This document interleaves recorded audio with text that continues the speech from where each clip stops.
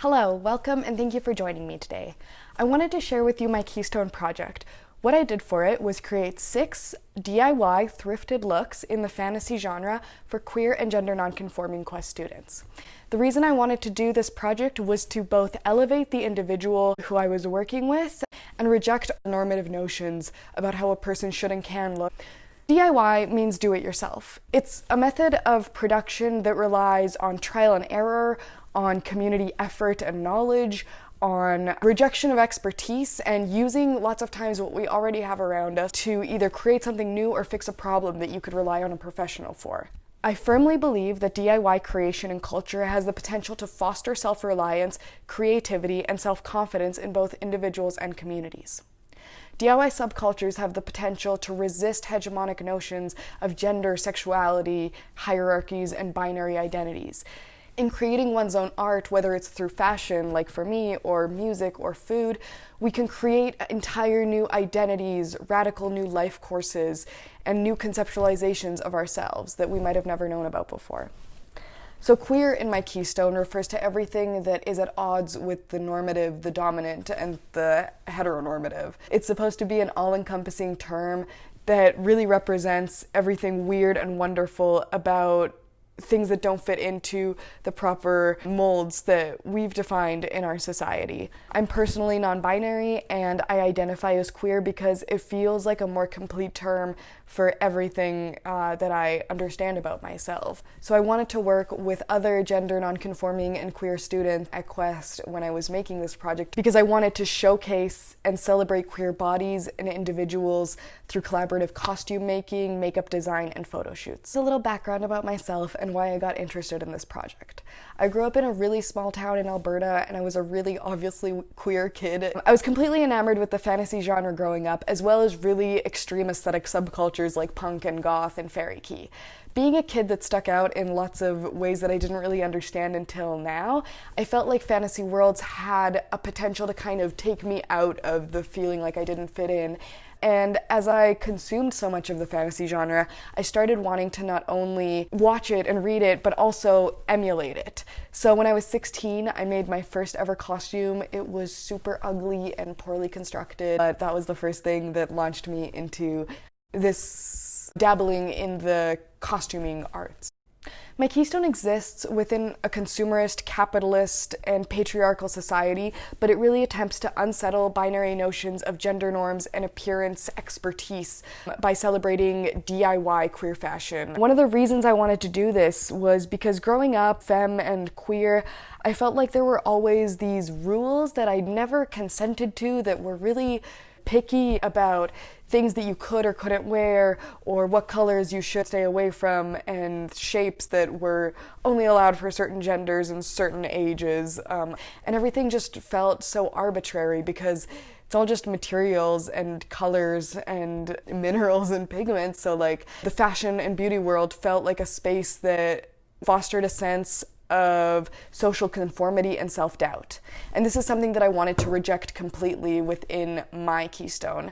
I also wanted to dispel the idea that we need to purchase brand new clothing. I wanted to really make visible and obvious the beauty of queer culture and queer people, and to elevate the people that I worked with and demonstrate the pleasure of breaking from normative expectations.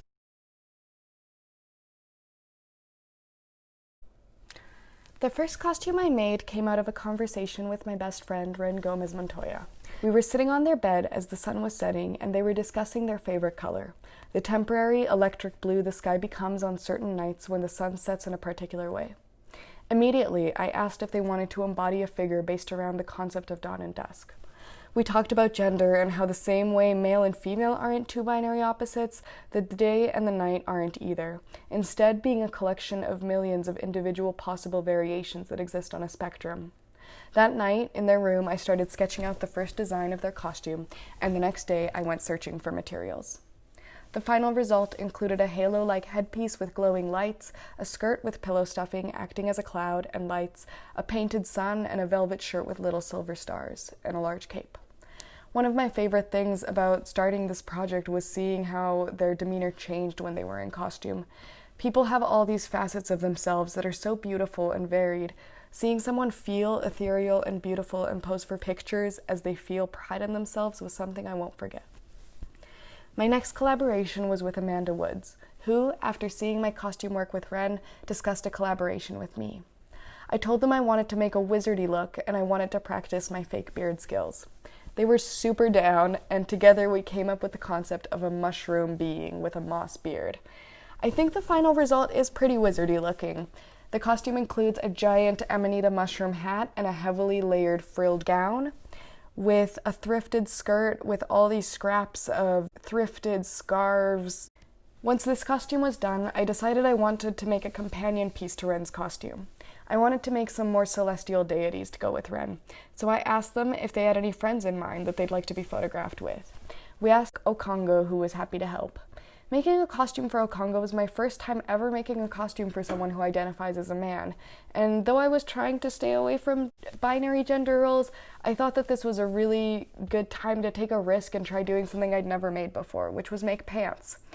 And this was, not exaggerating, the most frustrating and complicated part of my keystone. I found pants weird and hard and frustrating to make, and the materials I had weren't ideal. The rest of my costumes never ever included pants ever again because I hated this process so much. But other than this, I really enjoyed making Okongo's costume. It was a super monochromatic look featuring a gold headpiece, a light-up cape, wrist cuffs, leg warmers, a sparkling shirt, and jewelry that regrettably was left out of our photo shoot. After Okongo's costume, I desperately wanted to make something femme and floral and dramatic in a really flowy way. So I contacted my friend Gerhardt, who was delighted to help. We designed together a ball gown style fairy dress in purple with loads of fake flowers, velvet, flowy sleeves, and a flower crown. Ren helped me take the photos, and we had a delightful time in my room spreading extra flowers around and doing makeup in their photos. Again, I was blown away by how much people can change the conception of themselves when they're in costume. So next, I was really inspired by pictures of vintage moth capes that I had seen online. They seem to have been a thing in like 18th century France, and I really wanted to recreate them in my own way. I reached out to my friend Sophie, who was really happy to help. We decided that the moth was a motif that we wanted to use because though they're generally seen as negative and creepy little insects in mainstream culture, they're actually incredibly soft, beautiful creatures who are drawn to light, and they're symbols of metamorphosis. I managed to collect the rest of the materials I needed from Pearl's Value and Vintage, which is a thrift shop in Squamish that works with the Howsound Women's Center. I volunteered there for several months during my Keystone, and I am so grateful for all the people I met there and the time I spent.